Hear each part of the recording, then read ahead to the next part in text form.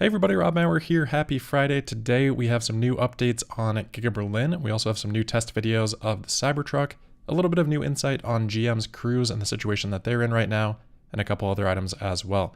Overall though, pretty quiet news day. Should be another pretty quick one today.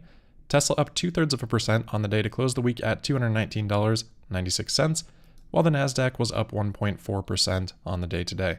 So a bit of an underperformance for Tesla and really a strong run here for the Nasdaq. Actually, the best 5-day streak, so best week for the Nasdaq since January. So follows a couple, we had a couple of periods last week where we had a couple of poor 2-day stretches for the Nasdaq, but it has rebounded quite strongly. So the trend that we've seen for Tesla over the last few days, I think mostly macro driven. As much as I would love that it was driven more by Tesla, that seems to be the case. All right, getting into the updates on Giga Berlin, Elon posted on X that he's at Giga Berlin today to congratulate the team on their excellent progress. The factory looks amazing. We are going to cover all the concrete with art. So we've seen a little bit of that already at Giga Berlin, but more interestingly, we also got a report from GF4 Tesla on X that Elon at the visit today announced that Giga Berlin will be building a 25,000 euro, roughly $26,000 Tesla at Giga Berlin. So this is just being reported by this account. We don't know if this is verified or not. There are a lot of outlets picking this up today, but most of it all of it seems to just come back to this sole post. So worth keeping that in mind. That being said, I don't find this surprising at all. I kind of always assumed that this would be the case.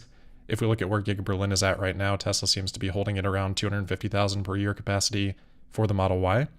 But at the same time, they're filing expansion plans to grow that capacity up to 1 million. There have been reports in the past during the initial stages of Giga Berlin planning that would eventually scale up to 2 million vehicles per year.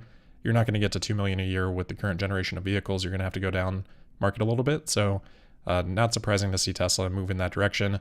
I think that's probably been part of the plans for a long time.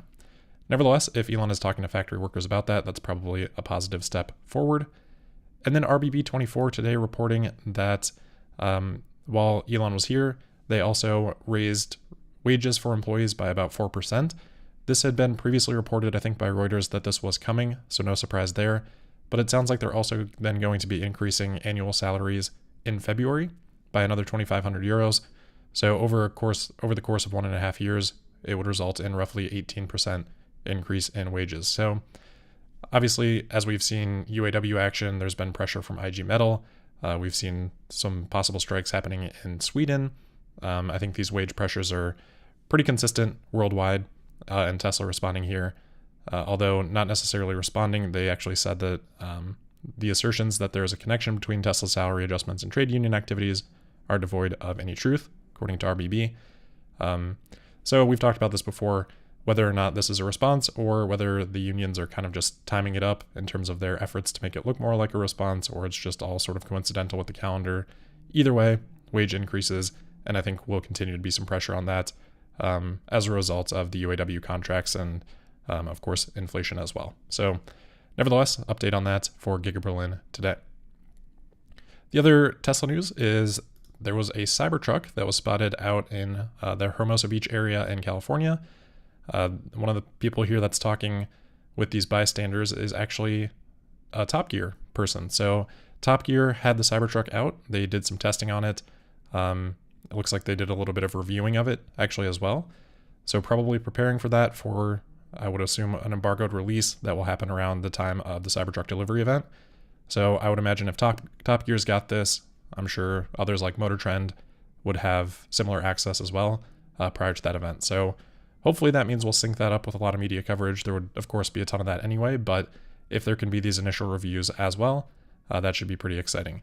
And then they did also use the front trunk here. So you can see that in action. We had seen a little bit lower quality video of this, but the powered nature of that, although we don't get to see it close, you can see it raise a little bit.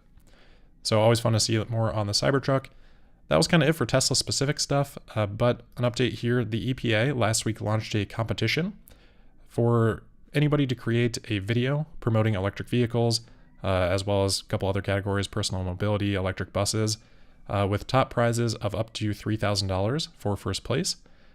These videos, I think, need to be 1 to 2 minutes long, really just with the intent of promoting these things. So not too dissimilar from what we've seen from Tesla before with Project Love Day, if any of you guys remember that. But the EPA says that video winners might be featured on the agency's website and social media channels. I would assume that that would kind of be the intent of it. I don't think the EPA is going to run like a national advertising commercial or anything like that, but nevertheless, kind of an interesting contest there, and we'll see what comes out of that when that contest wraps up. I'm not sure of the date of that, if that's disclosed here.